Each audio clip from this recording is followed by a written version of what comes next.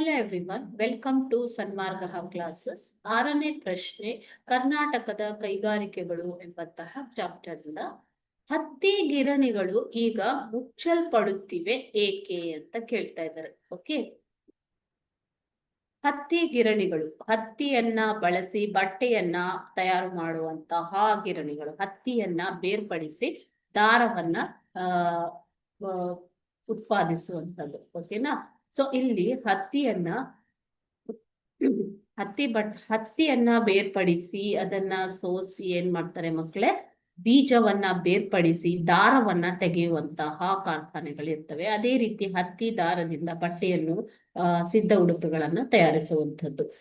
Okay, so ಆದರೆ ಇತ್ತೀಚೆಗೆ ಕೆಲವು ಹತ್ತಿ ಗಿರಣಿಗಳು ಮುಚ್ಚಲ್ಪಟ್ಟಿವೆ. ಇದಕ್ಕೆ ಮುಖ್ಯ ಕಾರಣ ಅಂತಂದ್ರೆ ಕಚ್ಚಾ ಹತ್ತಿಯ ಕೊರತೆ ಇರುವಂಥದ್ದು. ಓಕೆ, ಕಚ್ಚಾ ಹತ್ತಿಯ ಕೊರತೆ, ಹಳೆಯ ಯಂತ್ರ, ಓಕೆ, ಯಂತ್ರಗಳು ಹಳೆಯದಾಗಿರೋ ಸ್ಪಿನ್ನಿಂಗ್ ಇರ್ಬೋದು, ಜೆನ್ನಿ ಯಂತ್ರ ಇರ್ಬೋದು, ಹಳೆಯ ಯಂತ್ರ, ವಿದ್ಯುತ್ ಕೊರತೆಯ ಕಾರಣದಿಂದಾಗಿ ಹೆಚ್ಚುತ್ತಿರುವ ಉತ್ಪಾದನಾ ವೆಚ್ಚ.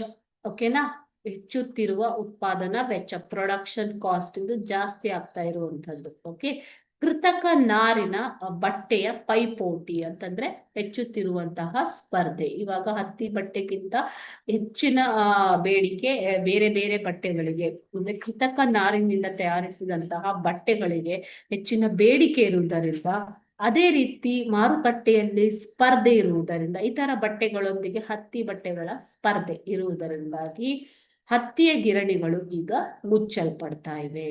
Okay, thank you.